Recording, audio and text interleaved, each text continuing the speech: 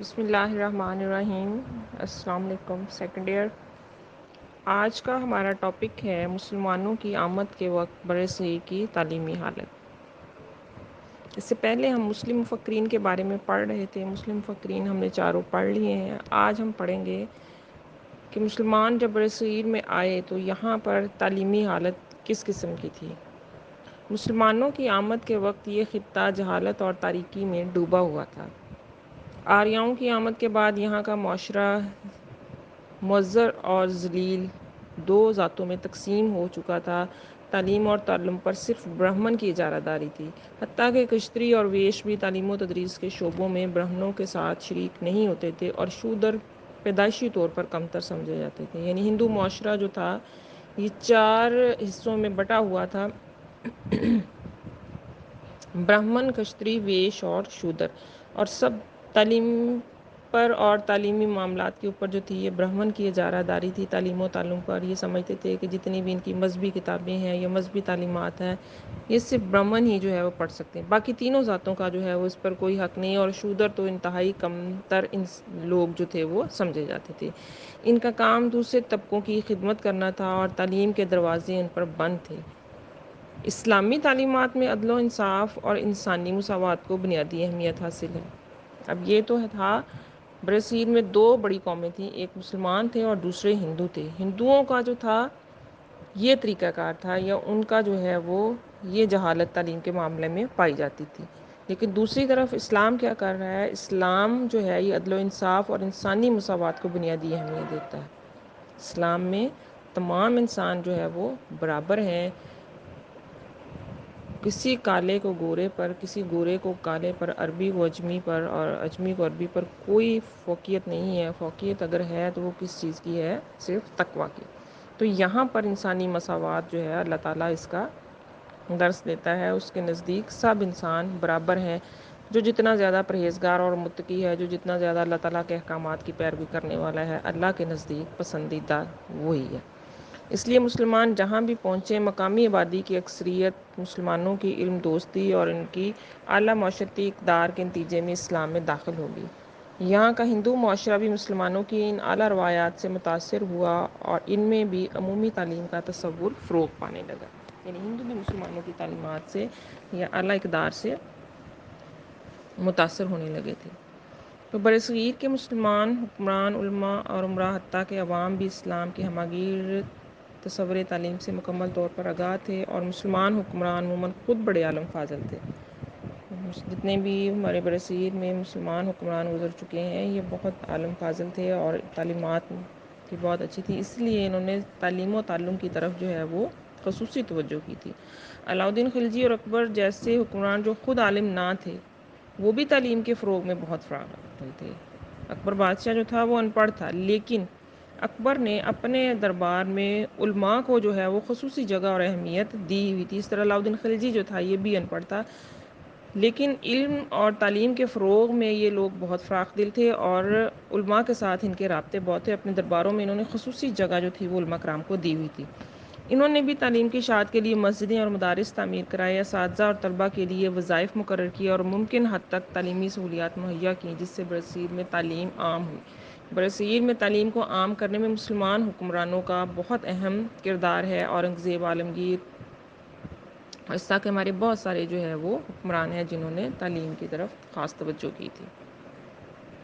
اب آتا ہے برصغیر میں نظام تعلیم کے نمایاں پہلو کیا تھے۔ یہ تو تعارف ہے نا، کیا تھی؟ دو طاقتیں تھیں برصغیر میں، دو بڑی قومیں تھیں، ایک مسلمان تھے اور دوسرے ہندو تھے۔ ہندوؤں کا کیا تعلیم کے بارے میں رویہ تھا، اور مسلمان جو تھے یہ اسلامی تعلیمات کے قائل تھے، اور اسلام جو ہے وہ سب کے لیے تعلیم، مسلمان مرد اور عورت دونوں کے اوپر جو ہے وہ تعلیم کو فرض قرار دیتا ہے، اور اس کے ساتھ ساتھ اسلام میں کوئی تخصیص نہیں ہے انسانوں کے بارے میں کہ یہ انسان افضل ہے تو یہ جو ہے یہ کمتر ہے، جس کے پاس زیادہ مال و دولت ہے تو وہ افضل ہے، جس کے پاس کم ہے تو وہ کمتر ہے۔ یہ تو اب ہم نے دنیاوی سلسلے جو ہے وہ خود سے طے کر لیا، اسلام نے یا اللہ تعالیٰ نے اس چیز کا کوئی حکم نہیں دیا ہے۔ برصغیر کے نظام تعلیم کے جو نمایاں پہلو ہیں اس میں پہلا ہے کہ برصغیر میں مسلمانوں نے اپنے دور حکومت میں اشاعت تعلیم کے لیے جو اقدامات کیے ان کے انمٹ نقوش یہاں کی سیاسی، سماجی اور معاشرتی زندگی پر پائے جاتے ہیں۔ مسلمانوں کے ہاں جاہل اور ان پڑھ ہونا بہت بری بات تھی، اور بڑی بڑی بستیوں اور قصبوں میں تعلیم کے فروغ کے لیے کئی مدرسے ہوتے تھے، جہاں دینی علوم، قرآن مجید، حدیث، فقہ کے علاوہ شاعری، صرف و نحو، تاریخ، فقہ، جغرافیہ اور اس کے ساتھ ساتھ طب، حیاتیات وغیرہ کی تعلیم بھی دی جاتی تھی۔ مسلمان حکمرانوں کی علمی سرپرستی کا سلسلہ انگریزوں کے اقتدار پر قابض ہونے تک قائم رہا۔ مسلمانوں نے 750 سال تک بر صغیر پر حکومت کی ہے۔ کتنی 7 صدیاں اور پلس جو ہے یہ ہاف صدی، یعنی 750 سال، سب سے لمبا عرصہ ہندوستان کے اوپر مسلمانوں نے حکمرانی کی، اور تعلیم و تعلم کو جو ہے وہ فروغ دیا، اور ہر بستی، ہر قصبے میں جو ہے وہ مساجد اور مدارس بنوائے تاکہ لوگ جو ہے وہ تعلیم حاصل کر سکیں۔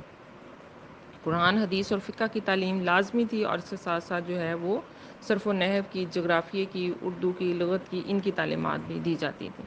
اس کے بعد انگریز جو تھے یہ برصغیر میں تجارت کی غرض سے آئے، اور آہستہ آہستہ پھر انہوں نے مسلمان حکمرانوں کا جو آخری ادوار تھے ان میں آپ دیکھیں کہ مسلمانوں میں خود اندر بہت کمزوریاں جو ہے وہ پیدا ہو چکی تھیں، جس کا انگریزوں نے فائدہ اٹھایا، اور یہ وہ قوم جو تجارت کی غرض سے آئی تھی، آہستہ آہستہ برصغیر میں مختلف شعبوں میں اس نے اپنے پنجے اتنے زیادہ گاڑ لیے کہ آہستہ آہستہ اپنا تسلط جو ہے وہ برصغیر پر قائم کر لیا۔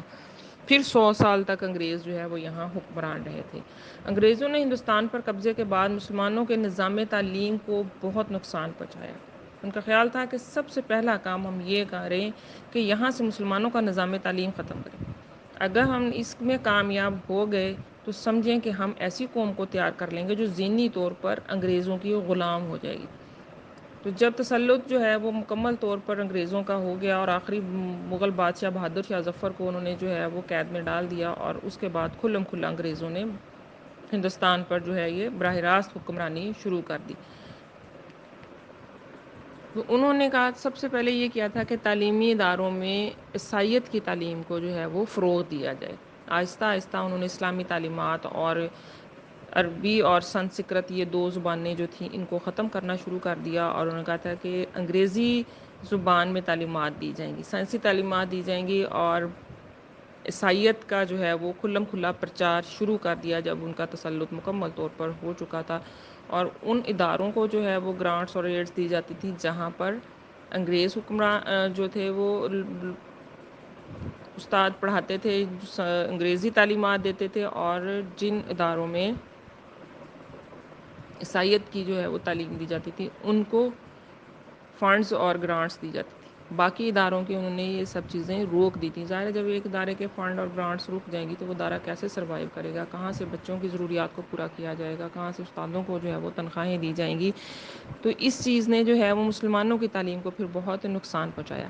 اس کا ایک تو یہ ہوا کہ انہوں نے جب عیسائیت کی تعلیم دینا شروع کر دی تو مسلمانوں کی تعلیم کو نقصان۔ دوسرا، مسلمان جو تھے وہ سمجھتے تھے کہ اگر اب ہم نے اپنے بچوں کو تعلیمی اداروں میں بھیجا تو ہمارے بچے تو جو ہیں وہ انگریزوں سے پڑھیں گے، عیسائیت جو ہے وہ سیکھ جائیں گے، ایسا نہ ہو کہ یہ اپنے مذہب سے دور ہونا شروع ہو جائیں۔ تو مسلمانوں نے اپنے بچوں کو تعلیمی اداروں میں بھیجنا جو ہے وہ بند کر دیا، اور بہت عرصہ مسلمانوں پر تعلیمی دروازے جو ہیں یہ بند رہے۔ تو ہندو جو تھے یہ تو چونکہ خود شروع سے ہی جو ہے وہ ایک غلام قوم تھے، اس سے پہلے یہ مسلمانوں کی غلامی کرتے رہے۔ جب انہوں نے دیکھا کہ انگریز قابض ہو گئے تو انہوں نے انگریزوں کی غلامی شروع کر دی۔ ان کے بچے جو ہے وہ تعلیمی اداروں میں جاتے رہے۔ ہندوؤں کو زیادہ نقصان نہیں ہوا تھا، زیادہ نقصان مسلمانوں کو ہوا۔ یہ تو پھر جب 1857 کی جنگ آزادی ہوئی، اس کے بعد سید احمد خان نے جو ہے وہ علی گڑھ اسکول کی بنیاد رکھی، تب پھر انہوں نے جو ہے وہ اس چیز کو محسوس کیا کہ مسلمان جب تک تعلیم حاصل نہیں کریں گے، تعلیمی اداروں میں بچے نہیں آئیں گے، مسلمانوں کی معاشی حالت جو ہے وہ بہتر نہیں ہوگی، انگریز کا مقابلہ نہیں کیا جا سکتا۔ لہٰذا ان کا خیال تھا کہ تعلیمی اور معاشی طور پر مسلمانوں کو مستحکم ہونا چاہیے۔ یہ تو پھر سید احمد خان نے جو ہے وہ علی گڑھ اسکول جو ہے وہ اس کی بنیاد رکھی تھی، تب مسلمانوں نے آہستہ آہستہ ان کی ذہنی حالت کو جو ہے وہ بدلنا شروع کیا، پھر بچوں کو آہستہ آہستہ اسکولوں میں بھیجنا شروع کیا۔ پھر آپ نے دیکھا کہ یہ پہلے جو ہے وہ ایک ادارہ تھا، پھر سائنٹیفک سوسائٹی بنی، پھر وہ ایک اسکول بنا، اس کے بعد علی گڑھ کالج بنا، یونیورسٹی سید احمد خان اپنی زندگی میں اس کو بنانا چاہتے تھے لیکن نہ بنا پائے اپنی زندگی میں۔ بعد میں جو ہے وہ علی گڑھ یونیورسٹی بنی، لیکن آپ نے دیکھا ہوگا کہ جب ہم جنگ آزادی کا جو ہے وہ پڑھتے ہیں سارا، تو اس میں ہم نے دیکھا کہ جتنے بھی قائد اعظم کے ساتھ جنگ آزادی کے روح رواں لوگ تھے یہ سارے کے سارے علی گڑھ کالج کے پڑھے ہوئے تھے. تو یہ علی گڑھ کالج جو تھا یہ ایک پلیٹ فارم ثابت ہوا تھا مسلمانوں کی جنگ آزادی کو لڑنے کے لیے بھی، اور یہیں سے جو ہے وہ آزادی کی تحریکیں شروع ہوئی تھیں. لوگوں میں شعور پیدا ہوا، پڑا، ان کی معاشی حالت مستحکم ہوئی، سیاسی اور تعلیمی شعور مسلمانوں کے بچوں میں آیا. تب ان کو پتہ چلا کہ ہم نے اس قوم سے جو ہے وہ یہ جو ہمارے اوپر زبردستی قابض ہو گئے ہیں انگریز، ان سے ہم نے کس طرح سے نجات حاصل کرنی ہے. پھر انہی میں اللہ تعالیٰ نے جو ہے وہ قائد اعظم کو پیدا کیا، انہی میں جو ہے علامہ اقبال آئے، اور اس طرح سے مسلمانوں کے لیے اللہ تعالیٰ نے ایک سلسلہ بنا دیا، اور ہندوستان جو ہے یہ 2 حصوں میں تقسیم ہو گیا. پھر ان دا اینڈ 1947 میں یہ آگے چل کر آپ سارا جو ہے وہ پڑھیں گے، پہلے بھی آپ نے پڑھا ہوا ہوگا، بس فرسٹ ایئر میں بھی ظاہر ہے آپ پاک اسٹڈیز میں بھی پڑھتے ہیں کہ کیسے ہماری آزادی کی تحریک چلی، اور 40 سال تک جو ہے وہ ایک تحریک چلی اور ایک ملک ہم نے حاصل کیا. اور اسلام کے نام پر ہم ایسا ملک، ایسا خطہ چاہتے تھے جہاں ہم اپنی زندگیاں اسلام اور سنت کے مطابق جو ہے وہ گزار سکیں. ظاہر انگریزوں نے اور ہندوؤں نے مل کر مسلمانوں کے لیے ہماری عبادات کے راستے بھی جو ہے وہ روک دیے تھے، ہماری تعلیمی راستے بھی بند کر دیے. تو مسلمان چاہتے تھے کہ ہمارے پاس جو ہے وہ ایسی چیز ہونی چاہیے. تو ہندوستان پر قبضے کے بعد انگریزوں نے سب سے زیادہ نقصان مسلمانوں کو تعلیمی لحاظ سے جو ہے وہ پہنچایا. یہ ایک الگ موضوع ہے، اور یہ کہتے ہیں کہ ہم یہاں پر آپ کو جو چیز بتانے والے ہیں وہ ہے کہ مسلمانوں کے نظام تعلیم کہ جن نمایاں پہلوؤں کا ہم جائزہ لیں گے، اس میں آئے گا ہمارے مقاصد تعلیم، نصاب تعلیم، حکمت تدریس، نظم و نسق اور امتحانات. اب سب سے پہلا نمبر ہے مقاصد تعلیم کا. مقاصد تعلیم کو نظام تعلیم میں بنیادی حیثیت حاصل ہے. اسلام کی نظر میں تعلیم و تعلم کا اصل مقصد رضائے الہی اور اخلاق حسنہ کی تکمیل ہے، اور ان کی روشنی جو ہے یہ جہالت کے اندھیروں کو دور کرتی ہے. برصغیر کے مسلمان حکمران اور علماء کرام کی اشاعت تعلیم میں دلچسپی کا جائزہ لیتے ہوئے ہم ایک طرف ہمایوں جیسے بادشاہ اور فتح اللہ شرازی جیسے وزیر کو تعلیم و تدریس میں مشغول پاتے ہیں، تو دوسری طرف ہزاروں علماء اور مشائخ کو دوسرے مشاغل کے ساتھ ساتھ فرض کی ادائیگی کرتے ہوئے بھی دیکھتے ہیں. وہ کہتی ہیں کہ مقاصد تعلیم کی نظر میں کیا تھا کہ مقصد پہلا رضا الہی. اب دیکھیں آپ نے کتاب جہاں سے یہ شروع کی ہے، اس چیپٹر کے پیج 1 سے آپ دیکھ لیں کہ تعلیم کا مقصد جو ہے یہ رضا الہی ہے، اخلاق حسنہ کی تکمیل ہے. اور علم کیا ہے؟ یہ روشنی ہے، یہ جہالت کی تاریکیوں کو دور کرتا ہے، انسان کو اندھیروں سے نکالتا ہے اور روشنی کی طرف لے کر آتا ہے. اور یہ روشنی کیا ہے؟ اصل روشنی ہمیں کہاں سے ملتی ہے؟ جب ہم اپنا علم رضا الہی کے تحت حاصل کرتے ہیں، ہم برائی اور شر سے پاک علم حاصل کرتے ہیں. وہ علم ہمیں دنیاوی طور پر بھی فائدہ دیتا ہے اور ہماری آخرت کو بھی جو ہے وہ سنوارتا ہے. تو یہ ہمیں یہاں بھی روشنی اور رہنمائی دیتا ہے، اور ہماری آخرت کو بھی جو ہے وہ، ہماری قبر کو، ہمارے آخری حصے کو، ہر چیز کو جو ہے وہ روشنیوں سے منور کر دے گا. تو کہتے ہیں کہ مسلمان حکمران اور علماء کرام نے تعلیم کی اشاعت بھی کی اور اس میں خود خصوصاً دلچسپی لیتے تھے. تو یہاں انہوں نے مثال کے طور پر پیش کیا کہ فتح اللہ شرازی جیسے بادشاہ کو، اور پھر اس کو وزیر تعلیم ہمایوں جیسا بادشاہ اور ان کا وزیر فتح اللہ شرازی، ان کو ہم خود تعلیم و تدریس میں مشغول پاتے ہیں. یعنی بادشاہ اور وزراء جو تھے یہ خود پڑھتے بھی تھے اور تعلیم دیتے بھی. یعنی تعلیم اور تدریس یہ 2 چیزیں ہیں کہ علم حاصل بھی کرتے اور علم خود دیتے بھی تھے. تو اس کے علاوہ دوسری طرف وہ کہتے ہیں کہ ہزاروں علماء اور مشائخ کو ہم دوسرے مشاغل میں بھی مصروف پاتے تھے. اور فرائض کی ادائیگی، فرائض کی ادائیگیوں میں کیا آتا ہے؟ ہمارا جتنے بھی اللہ تعالیٰ نے جو فرائض نافذ کیے ہیں، نماز، روزہ، زکوٰۃ، حج، جہاد وغیرہ، یہ سب بھی، اور اس کے ساتھ ساتھ لوگوں کو تعلیم کی طرف لانا، نیکی کی اشاعت کرنا اور انسانیت اور مساوات کا درس دینا، یہ سارا بھی اس میں شامل تھا. اب آتے ہیں کہ تعلیم کے مقاصد میں کون کون سے مندرجات شامل ہیں. یہ مندرجات ہم جو ہے یہ کل پڑھیں گے. آج کے لیے آپ اتنا ہی کافی ہے کہ برصغیر کا مسلمانوں کی تعلیمی حالت، ان کے نظام تعلیم کے نمایاں پہلو کیا تھے.